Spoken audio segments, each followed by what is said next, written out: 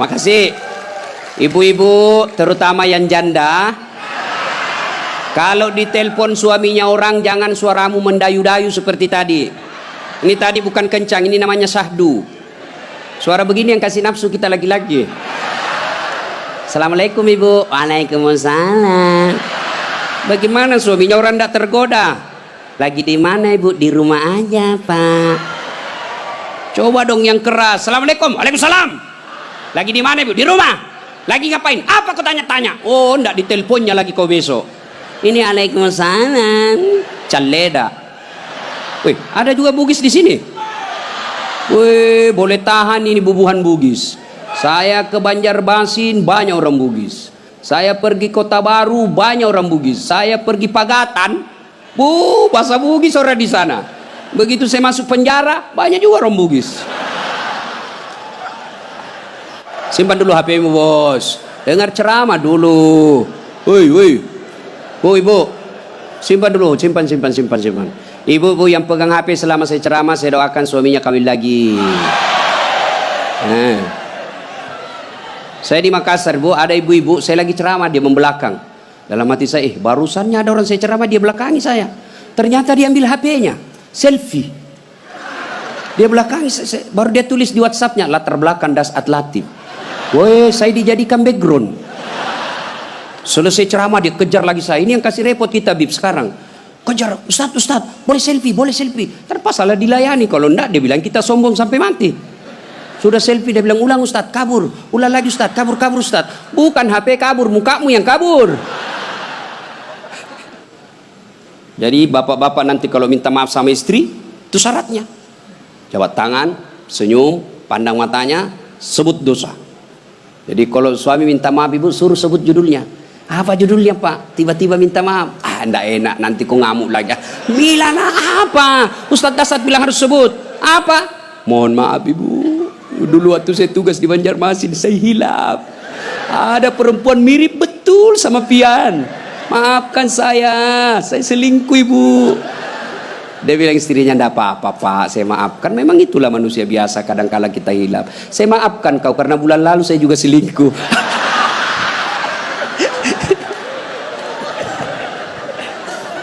Ibu-ibu, ini sebenarnya bapak-bapak banyak selingkuh gara-gara ibu-ibu juga. Bagaimana suamimu tidak selingkuh kalau kau marah-marah aja terus di rumah? Dia kira enak jadi suami nih ibu-ibu ini. Kira enak. Di kantor kita dimarah-marahi sama pimpinan. Di jalan macet, kadang-kala kehujanan. Ya, di warung kopi masuk WhatsApp tagihan. Sampai di rumah dimaki-maki lagi kita sama istri. Bagaimana kita tidak cepat sakaratil maut?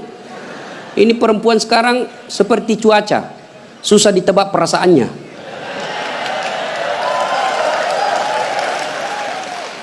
Dia kira enak laki-laki. Ibu, dengar ibu. Hui, ibu, bu, ada 4 perempuan yang menjadi penghuni api neraka. Dengar ini. Terancam ibu-ibu. 1, kata Nabi, mereka yang selalu bicara kasar sama suaminya. Apa kau anak muda, ada istrimu? Boleh marah sama suami bu, boleh marah manusiawi, tapi jangan memaki. Ini kalau marah la haula wala quwwata illa billah, keluar semua kebun binatang di mulutnya. Bagaimana kita betah di rumah kalau ngomel aja kerjanya? Jadi, hei bu, coba dengar itu laki-laki, coba lihat itu laki-laki. Kami pikir ibu bagaimana supaya ibu bisa pakai AC di kamar. Pak, kami pikir bagaimana supaya ibu bisa pakai emas pulang kampung dihargai sama keluarga. Kami pikir bagaimana supaya kalian bisa dibelikan mobil supaya tidak hitam kulitmu. Itu dipikir sama suamimu. Makanya jangan suka marah-marah. Takbir. Ada di sini takut sama istrinya? Ada. Berhenti kau jadi laki-laki. Ngamuk Ustaz. Kalau dia ngamuk enggak apa-apa. Dia pecahkan piring satu, pecahkan satu lusin. Dia pecahkan semua. Kenapa? Piring, gelas boleh dibeli. Harga diri sebagai suami tidak boleh diinjak-injak istri. Takbir. itulah yang takut sama istrinya. Oi bu, oi. Satu, perempuan yang menjadi penghuni api neraka yang suka bicara kasar. Boleh marah, tapi jangan memaki. Marah silahkan, manusiawi. Tapi jangan memaki-maki. Goblok memang kau jadi laki-laki. Sudah goblok, hitam, gendut. Wah, ini penghuni neraka ini. Enak juga kalau kita pulang kampung, pulang rumah, capek kita tadi jual ikan. Sampai di rumah disambut sama suami dengan senyuman. Bila kamu di sisiku, hati rasa syahdu. Tenang perasaan. Langsung dia bilang, bu, kalau ada duit saya belikan kau emas. Masuk lagi kamar suami, berantakan kamarnya, marah-marah, peluk suami kita sambil menyanyi. Insaflah wahai manusia, bila dirimu bernoda. Itu kan lagu-lagu ibu-ibu dulu, lagu-lagu nasihat, iya toh? Mungkin Tuhan mulai bosan melihat tingkah kita yang selalu salah dan bangga dengan dosa-dosa, atau alam mulai enggan bersahabat dengan kita. Coba kita bertanya pada rumput. Itu jadi kalau suaminya susah rezekinya, singgung dengan itu lagu. Mungkin kau banyak dosa. Itu lagunya ibu-ibu dulu. Sekarang lagunya ibu-ibu apa? Yo ayo, yo ayo, yo ay, beleng-beleng. Senamlah dia di depan kantor bupati.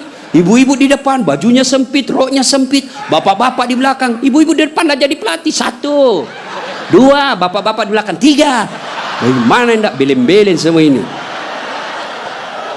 Putar ke kiri. Apa lagu-lagu begitu? Coba kalau salawat kayak tadi, nyaman perasaan. Ya, woi, ibu. Nah, 1, boleh marah, jangan memaki. 2, perempuan menjadi penghuni api neraka. Mereka yang membebani suaminya melebihi kemampuan suami. Suaminya gajinya cuma 4 juta, tapi gaya hidupnya 7 juta. Kayaknya banyak penderita di sini ya. Hei, ibu-ibu, kenapa kita miskin? Karena kehidupan, gaya hidup kita melebihi rezeki. Allah kasih rezeki 5 juta 1 bulan, tapi gaya hidupnya 8 juta. Akhirnya apa? Ngambil kredit, tidak bisa tenang. Coba kalau gaji kita 5 juta, gaya hidup kita 3 juta, insya Allah tenang perasaan. Kita miskin karena melebihi kemampuan kita. Maka suami kalau rezekinya 3 juta, jangan kau bebani. Ini kan tidak dibebani suaminya. Datanglah itu tukang kredit mobil. Bu, kalau ada mobil bu, tenang ibu. Ibu sudah tidak kehujanan. Pulang kampung nanti, ibu enak lagi. Satu keluarga, nggak perlu lagi naik PT-PT. Enak kan? Ini namanya penjual mobil, semua enak dia cerita. Dia tidak cerita bagaimana kalau kempes banyak. Bagaimana kalau mogok mobilnya? Tidak ada cerita itu. Akhirnya apa? Usullah kepada suaminya, bang, masukin aja deh sertifikat rumah supaya kita bisa mobil. Akhirnya apa? Bulan pertama masih bisa dibayar cicilannya. Bulan kedua tidak bisa. Bulan ketiga, 4 tidak bisa. Akhirnya apa? Diambil mobilnya. Sudah diambil mobilnya, diambil pula sertifikat rumahnya digadai. Mengamulah gara-gara kau yang tidak bersyukur ini.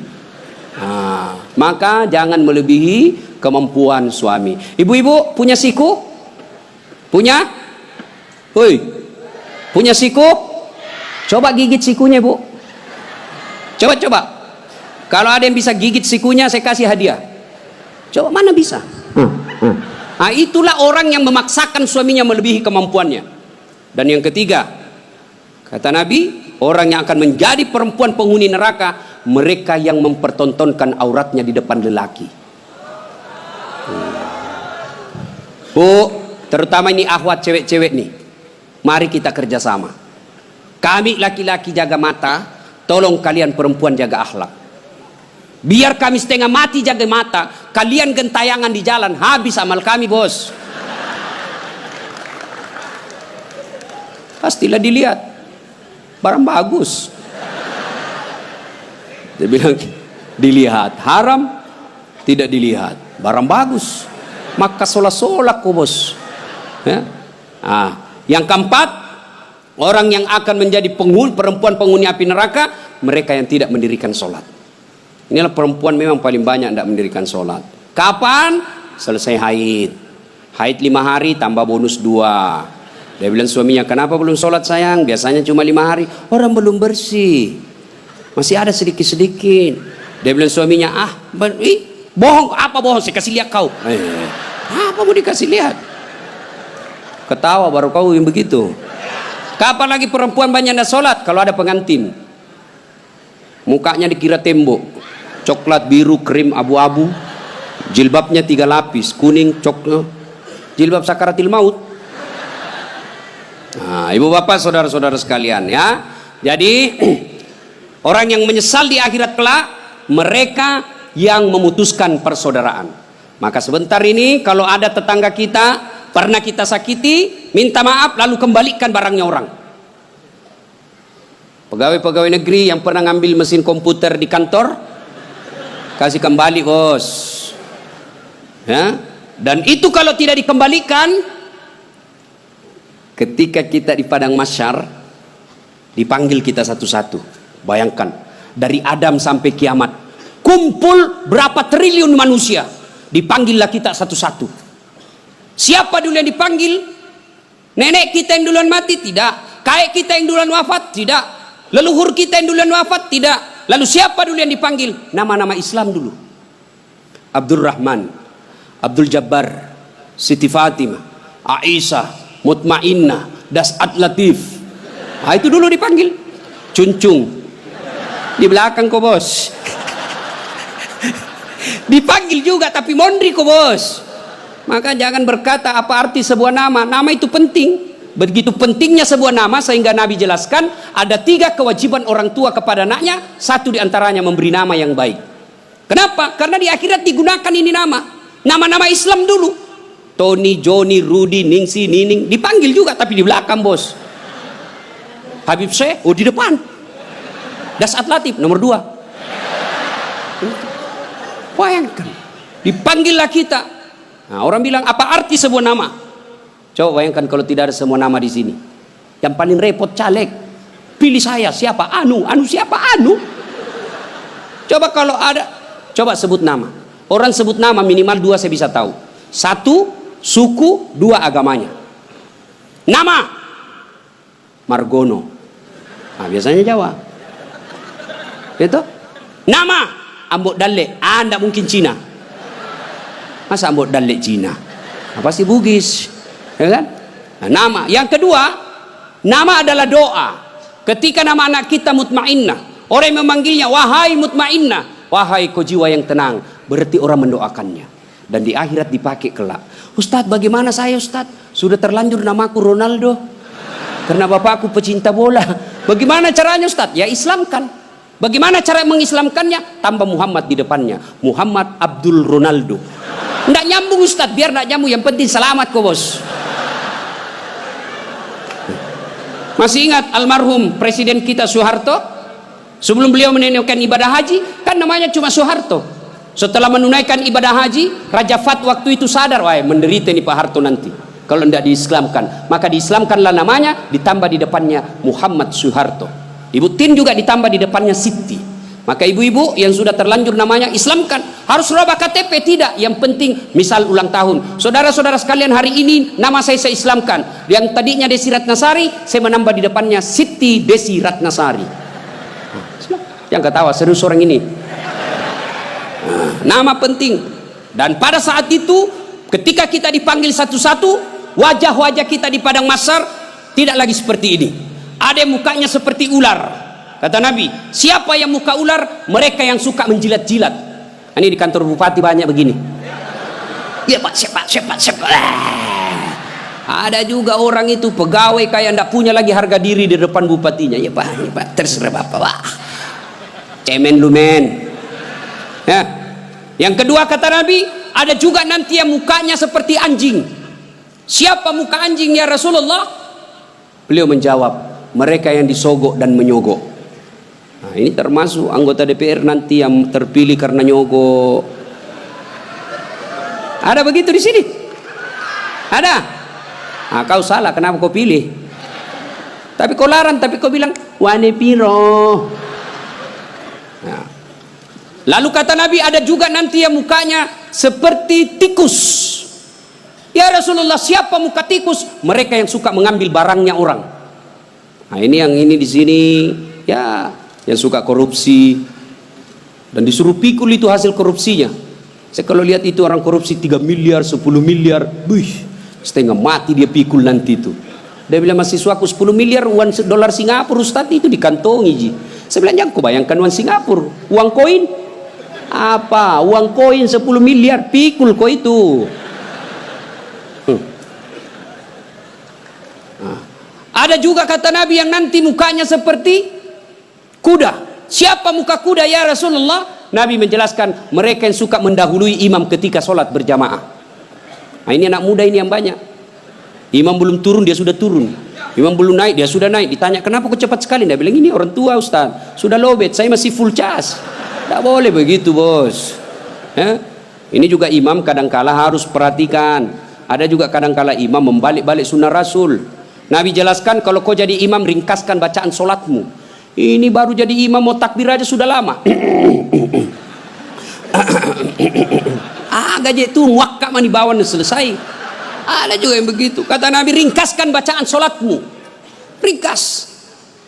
Yang kedua kata Nabi, bacalah yang umumnya orang hafal. Tujuannya apa? Satu, orang bisa husuk mengikuti kalau yang dia baca hafal. Coba kalau imamnya membaca kul huwallahu ahad, anak-anak juga ikut di belakang kul huwallahu ahad, karena dia hafal. Begitu imam membaca surah Al-Baqarah ayat 10 sampai 115, la haula wala quwwata illa billah, dia husuk dengan bacaannya, kita husuk dengan hayalan. Kita mau ikut, tidak dihafal, mau ruku, belum selesai, terpaksa kita baca semua itu di dinding.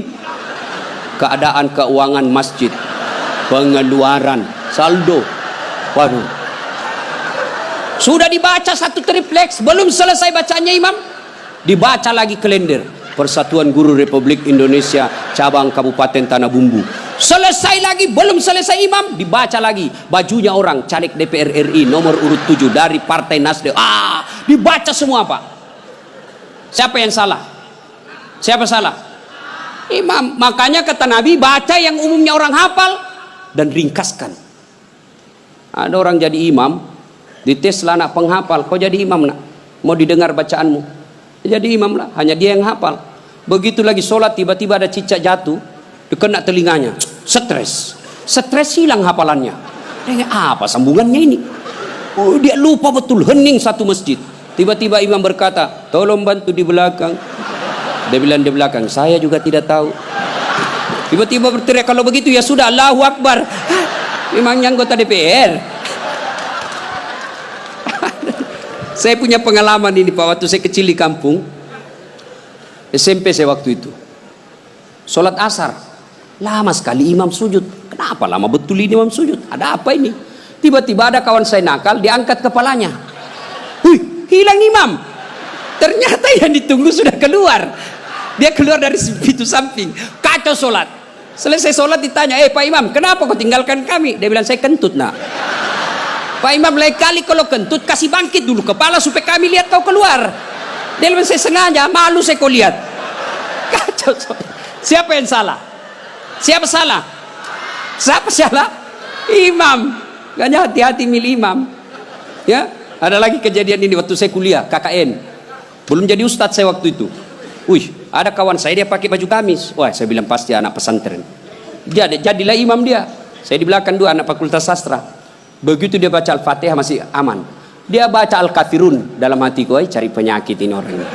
Bener, dia baca tidak mau sampai. Wala antum abiduna ma a'bud wala ana abidu ma abattum wala antum abiduna ma a'bud wala ana abidu ma wala antum tak putar.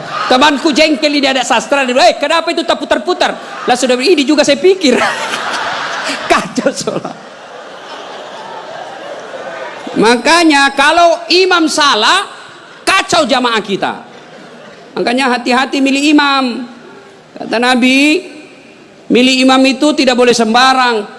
Jamaah makmum boleh, mulai dari orang waras sampai orang gila boleh jadi makmum, mulai dari orang belum balik sampai dewasa boleh jadi makmum, tapi imam tidak boleh. Kenapa? Salah imam, salah kalian jamaah. 2020 Tanah Bumbu akan milih imam bupati, salah milih imam, salah kalian, menderita kalian di kabupaten ini. Maka hati-hati milih imam. Pun kita jadi makmum juga tidak boleh sembarang, harus ada etikanya. Jadi makmum kata Nabi, kalau kau ke masjid sikat gigi dulu, terutama kalau subuh. Bayangkan kalau kita tidak sholat, tidak sikat gigi, tidur semalaman, orang di samping kita balik kanan, kita balik kiri menguap, sampai meninggal diingatnya itu, busuk mulutnya itu. Sunnah sikat gigi. Apalagi kalau kau jadi makmum, jangan kau merasa kaulah yang paling soleh dalam masjid itu. Ada juga orang takbir itu kayak mau dia gigit kita punya telinga. Cool man. Baca Al-Fatihah kayak dia ada di telinga sampingnya. Pada cengi capuk. Hanya ganggu ki. Ada lagi apa? Itu kaki. Kaki juga itu kadang-kala mengganggu. Kita kasih pindah, dia kasih pindah lagi kakinya. Kasih pindah, dia kasih pindah lagi. Saya jengkel, saya injak. Selesai salat, Ustaz kenapa kau ganggu saya? Makanya adik-adik kalau mau saya tanya, kenapa kau kasih pindah-pindah kakimu? Kau ganggu saya? Dia bilang supaya rapat saf. Bos, sini. Kalau mau rapat safmu bukan jari-jari kaki yang kau tempel, tapi apa? Bahumu atau siku. Kalau siku rapat pasti saf rapat. Nggak ada orang sholat begini. Tapi kalau kakimu rapat, safmu longgar. Ya. Ada lagi selesai sholat yang paling menjengkelkan itu, selesai sholat dia ambil saf paling depan, belakangnya imam. Begitu assalamualaikum langsung lompat, mau lihat, ndak jabat tangan, ndak langkai orang, itu kurang adab kalian. Kalau kalian tidak mau doa bersama, tidak mau jabat tangan selesai sholat, ya sudah di belakang kau duduk, supaya kau tidak ganggu orang. Ingat adik-adik sekalian ini yang baru belajar agama, puncak dari semua ilmu adab.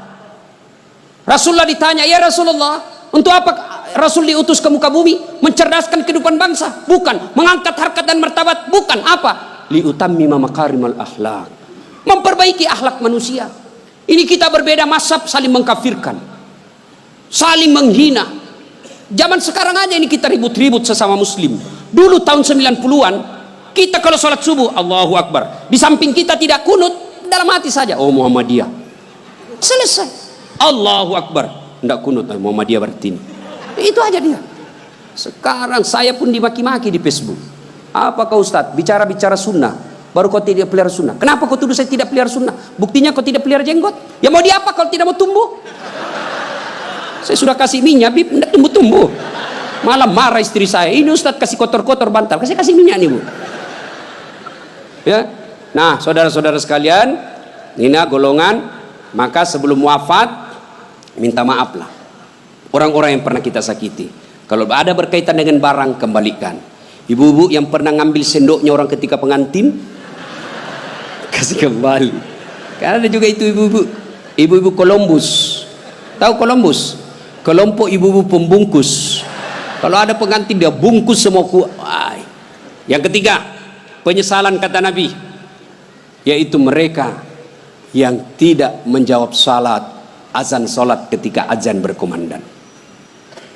Puasa, haji, zakat, sedekah, semuanya akan sia-sia ketika tidak mendirikan sholat. Adik-adik, kalian tidak usah malu kalau kalian tidak jadi pegawai negeri. Ibu-ibu, kalian tidak usah cemas dan merasa malu kalau sampai sekarang ini masih ngontrak-ngontrak rumah. Tapi malu dan cemaslah ketika sudah dewasa seperti ini, belum mendirikan sholat dengan sebaik-baiknya. Kalau sholat kita insya Allah baik, maka hidup kita akan diperbaiki oleh Allah Subhanahu wa Ta'ala. Kalau sholat kita bagus, Allah yang akan menyelesaikan semuanya. Di dunia ini tidak ada orang tidak punya masalah. Semua kita punya masalah, pasti. Jangankan kita, Nabi ada masalahnya. Malah di ibu-ibu yang tanya, Ustadz bolehkah orang sholat itu tidak pakai BH? Kenapa bisa ibu? Panas ibu Ustadz, tidak ada AC, tidak ada kipas angin, kita baru pulang pasar. Boleh, tapi apa itu beradab? Ibu-ibu pergi ketemu gubernur tapi tidak pakai BH, boleh kan? Tidak Pak Gubernur. Mohon maaf ini Pak Gubernur. Coba. Ya. Saya sholat Ustaz, betul kok sholat, tapi main-main. Allah. Wa kana wa ya kun Ustaz. Ini serang.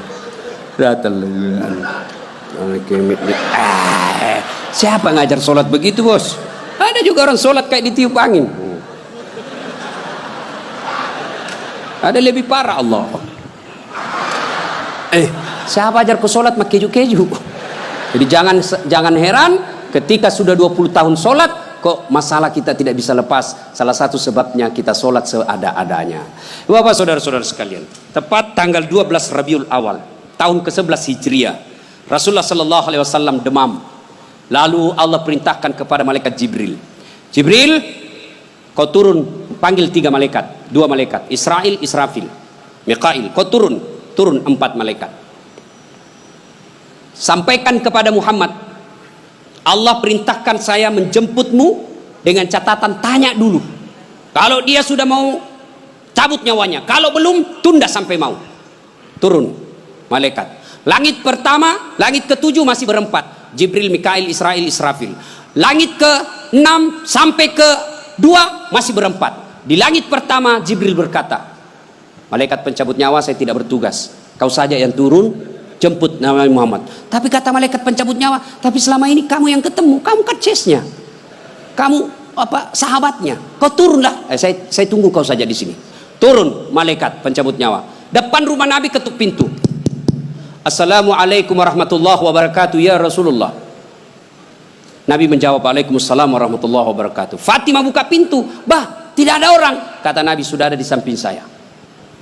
Kata malaikat pencabut nyawa, ya Muhammad, hari ini saya diperintah untuk mencabut nyawamu apabila kau mau. Menurutmu bagaimana? Kira-kira kalau Pak Cuncun ditanya ini apa jawabannya, bos? Saya diperintah cabut nyawa. Tunggu dulu, orang belum jadi bupati. Pasti. Ustaz, Dasat, saya diperintah cabut nyawamu. Menurutmu bagaimana? Tunggu dulu, istri baru 1. Itu pasti mau sekali poligami tapi takut sama istrinya. Apa jawaban Nabi? Wahai malaikat, seluruh nabi dan rasul senior saya, setelah mereka melaksanakan tugasnya, mereka menghadap kepada Allah. Saya pun siap hari ini. Cuma ini ada yang lain. Mana Jibril? Jibril ada di atas. Kau panggil dulu deh. Ada yang saya mau tanyakan. Naik malaikat pencabut nyawa. Jibril, kau dicari sama CS lu. Saya bilang memang kau ikut. Kau banyak cerita. Sudahlah, kau turun sini. Turun malaikat Jibril. Ya Jibril, kalau hari ini saya harus menghadap kepada Allah, tolong berikan saya kabar gembira. Ya Muhammad, seluruh nabi dan rasul haram masuk surga sebelum engkau lebih dulu di dalamnya. Alhamdulillah. Ya Muhammad, seluruh malaikat yang pernah Allah ciptakan sekarang mereka antri menunggu rohmu. Alhamdulillah. Apalagi Jibril, ya Muhammad, kalau ada dosa dan kesalahan yang pernah kau lakukan, Allah telah mengampuni dosa-dosamu. Alhamdulillah. Tapi Nabi berkata, Jibril, itu kan saya tidak cemas soal diriku. Yang aku cemaskan siapa? Tolong kasih saya berita gembira soal umatku. Kita yang dicemaskan Nabi, tolong berikan saya berita gembira. Naiklah Jibril bertanya kepada Allah, turun membawa berita. Ya Muhammad, saya dapat berita gembira dari Allah. Apa? Meskipun engkau sudah tidak berada di tengah-tengah mereka, meskipun engkau sudah tidak berada di tengah-tengah umatmu, selama umatmu berpegang kepada Quran dan Sunnah, insya Allah umatmu selamat. Nabi berkata, kalau begitu laksanakan tugasmu malaikat pencabut nyawa. Jibril mundur. Mulailah dieksekusi Nabi. Dicabut rohnya, meninggalkan telapak kaki, naik ke betis, naik ke paha, menggigil Rasulullah. Keluar biji-biji keringat di pelipis beliau, di daki beliau keluar keringat. Lalu Jibril membalik ke belakang, dilihat oleh Nabi. Ya Jibril, kenapa kau palingkan pandanganmu? Apa kau jijik melihat saya sekarang ini? Jibril menjawab, demi Allah dan Rasulnya, saya tidak jijik melihatmu ya Muhammad, cuma saya tidak tega melihat engkau menghadapi sakaratul maut. Lalu Nabi menjelaskan, ya Jibril, andai saja Allah tidak sayang dan cinta kepadaku, maka aku akan rasakan betapa sakitnya sakaratul maut ini. Sampai naik ke atas, sampai ke tenggorokan beliau, sampai ke bibir beliau. Beliau mewasiatkan 3 perkara. Kata Nabi, yang pertama, perempuan kalian, jaga perempuan di antara kalian. Yang kedua, salatmu, jaga salat kalian. Dan yang ketiga Nabi ucapkan, ummati, ummati, ummati, umatku, umatku, umatku. Nabi tidak mencemaskan anak cucu beliau. Nabi tidak mengucapkan Fatimah anakku. Tapi siapa yang diucapkan Nabi? Ummati, ummati. Begitu cintanya Nabi kepada kita. Nah sekarang bagaimana cinta kita kepada Nabi? Salah satu cinta kita kepada Nabi dengan hadir di majelis salawat seperti ini. Hadir di tempat ini wujud kecintaan kita kepada Rasulullah. Pada zaman Nabi tidak ada salawat rame-rame seperti ini. Kenapa? Karena beliau ada di tengah-tengah kita, di tengah-tengah umat pada saat itu. Nabi pernah bertanya kepada sahabat, saudara-saudara sekalian, Anda tahu siapa yang paling menakjubkan imannya? Menakjubkan itu mengagumkan. Kata sahabat, para malaikat ya Rasul. Nabi katakan tidak. Bagaimana mereka tidak menakjubkan imannya? Mereka ketemu Allah. Kalau begitu para nabi dan rasulnya ya Rasulullah. Nabi katakan tidak. Bagaimana kami tidak beriman? Kami menerima wahyu, ketemu dengan malaikat. Kalau begitu ya Rasulullah, kami inilah para sahabatmu. Nabi katakan tidak. Bagaimana kalian tidak beriman? Kalian ketemu dengan saya, kalian melihat mujizat, wajar kalian beriman. Lalu sahabat berkata, kalau begitu siapa yang paling menakjubkan imannya ya Rasul? Nabi menjawab, umatku, saudara-saudaramu setelah kita ini wafat, mereka beriman kepadaku, mereka percaya kepadaku, padahal mereka tidak pernah ketemu Allah, mereka tidak pernah ketemu malaikat, mereka tidak pernah melihat mukjizat, mereka tidak hidup di tengah-tengah saya, tapi mereka beriman kepadaku dan berselawat. Kita inilah yang hadir di tempat ini. Mudah-mudahan Allah berikan waktu dan kesempatan kepada kita untuk lebih banyak lagi mencintai Rasulullah. Salah satu di antaranya berselawat seperti ini. Ketika Allah perintah kita puasa, Allah tidak ikut menunaikan ibadah puasa. Allah perintah kita haji, Allah tidak menunaikan ibadah haji. Ketika Allah perintah kita berselawat, innallaha wa malaikatahu yusalluna 'alan nabi. Sesungguhnya Allah dan para malaikatnya berselawat kepada Rasulullah Muhammad sallallahu alaihi wasallam. Maka wahai orang-orang yang beriman, bersalawatlah kalian kepada Rasulullah. Dengar, garis bawahi, yusalluna 'alan nabi, sallu alaihi wa sallimu taslima. Selawat dengan sebaik-baik selawat. Maka jangan bersalawat sambil merokok, jangan bersalawat sambil mengisap. Kenapa? Seluruh ulama Timur Tengah mengatakan rokok itu haram, maka rasa-rasanya tidak etis ketika Bapak menyebut nama Nabi sambil mengisap rokoknya. Mudah-mudahan ada manfaat, lebih dan kurangnya mohon dimaafkan. Terima kasih atas waktu dan kesempatan. Kemuliaan yang sangat besar saya bisa hadir di tempat ini bersama Habib Syekh dan keluarga Bapak Mardani. Mudah-mudahan diberikan rezeki yang lapang, dibahagiakan dunia sampai akhirat. Demikian. Kalau masih ada yang mau dengar ceramah saya, silahkan nonton Tabligh Akbar Damai Indonesia TV One setiap hari Sabtu atau Ahad pukul 12.30 atau setengah 2 waktu Kalimantan. Cuma lama baru muncul sekali seminggu. Ada yang gampang. Gimana caranya? Ambil aplikasi YouTube, tulis nama saya Dasat Latif. Keluarlah ceramah saya yang ratusan ribuan itu. Sudah nonton jangan lupa like and share. Subbreaker. Kasih begini aja, kasih begini bos. Jangan ku kasih begini. Kalau ku kasih begini dicari kau malaikat pencabut nyawa. Masa ceramah ku kasih begini? Nggak enak dilihat. Saya tidak suka. Nggak usah kau nonton. Jangan kasih begini. Nah, cuma cepat habis kuota karena 1 jam. Maka saya sediakan yang tidak menguras kuota namanya Chelsea. Ceramah singkat 1 menit saja. Gimana caranya Ustadz? Follow saya di Instagram. Dasat Latif 1212. Dasat Latif 1212. Sudah ku follow Ustaz, sudah ku tidak mau putar ceramahmu. Apa masalahnya? Masalahmu kau tidak punya kuota. Demikian, mudah-mudahan ada manfaat. Lebih dan kurangnya mohon dimaafkan. Nun wal kalam ya misrun. Billahi fi sabilil haq. Assalamualaikum warahmatullahi wabarakatuh.